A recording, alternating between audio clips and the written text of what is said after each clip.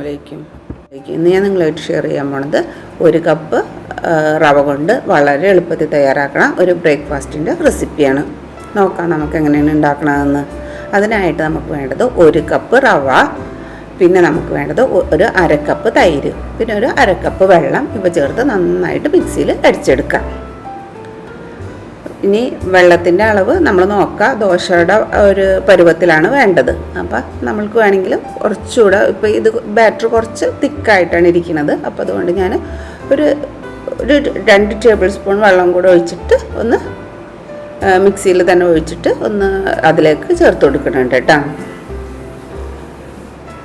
എന്നിട്ട് വേണമെങ്കിൽ നമ്മൾക്ക് ഇത് വേണമെന്ന് വെച്ചിട്ടുണ്ടെങ്കിൽ അപ്പം തന്നെ ഉണ്ടാക്കാം. അല്ലെന്ന് വെച്ചിട്ടുണ്ടെങ്കിൽ നമ്മൾക്ക് അപ്പോൾ തന്നെ ഉണ്ടാക്കണമെങ്കിൽ നമ്മളൊരു 1/4 ടീസ്പൂൺ ബേക്കിംഗ് സോഡ ചേർത്ത് കൊടുക്കുക, പിന്നെ ആവശ്യത്തിന് ഉപ്പും.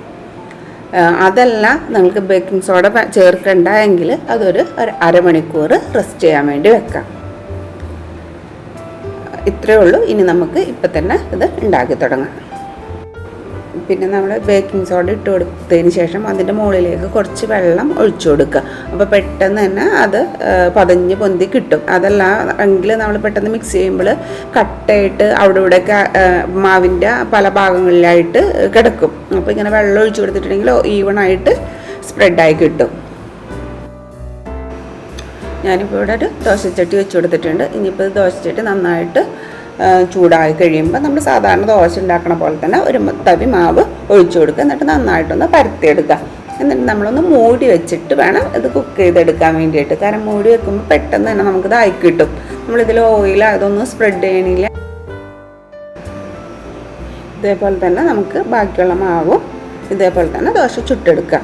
ഇത് വളരെ എളുപ്പമാണ് ഉണ്ടാക്കാൻ വേണ്ടി. പിന്നെ അതേപോലെ തന്നെ ഇതിൽ ഓയിൽ അതൊന്നും നമ്മൾ ചേർത്തും കൊടുക്കണില്ല. പിന്നെ ഇനി നിങ്ങൾക്ക് ബേക്കിംഗ് സോഡ വേണ്ടെങ്കിൽ അതും വേണമെങ്കിൽ നമുക്ക് അവോയ്ഡ് ചെയ്യാം. അപ്പോൾ നല്ല ഹെൽത്തി ആയിട്ടുള്ളൊരു ബ്രേക്ക്ഫാസ്റ്റാണ്. അതും വളരെ എളുപ്പത്തിൽ തയ്യാറാക്കാൻ പറ്റിയ ഒന്നാണ്. നമുക്ക് ചട്നിയുടെ ഒക്കെ കൂടെ, അതല്ല ചട്നിയല്ല ചിക്കൻ കറിയുടെ കൂടെ ഒക്കെ കഴിക്കാൻ വേണ്ടി പറ്റിയ നല്ലൊരു ബ്രേക്ക്ഫാസ്റ്റാണ്. അപ്പോൾ നിങ്ങളെല്ലാവരും ഇത് ട്രൈ ചെയ്ത് നോക്കുക. നമുക്ക് മടിയൊക്കെ ഉള്ള ദിവസങ്ങളിലൊക്കെ പെട്ടെന്ന് ഉണ്ടാക്കാൻ പറ്റിയൊരു ബ്രേക്ക്ഫാസ്റ്റാണ്. അപ്പോൾ എല്ലാവരും ട്രൈ ചെയ്ത് നോക്കാം.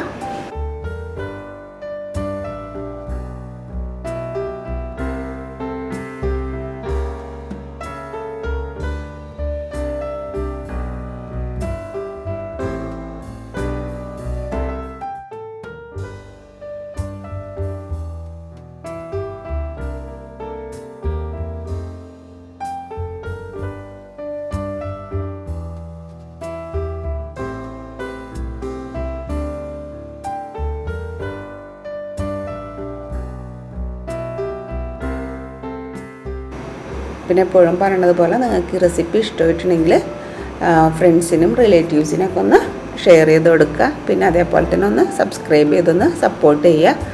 അപ്പോൾ നമ്മൾക്ക് പുതിയ വീഡിയോ ആയിട്ട്, ഇതേപോലെ തന്നെ എളുപ്പമുള്ള വീഡിയോ ആയിട്ട് അടുത്ത വീഡിയോയിൽ വീണ്ടും കാണാം. ഇൻഷാ അല്ലാഹ്.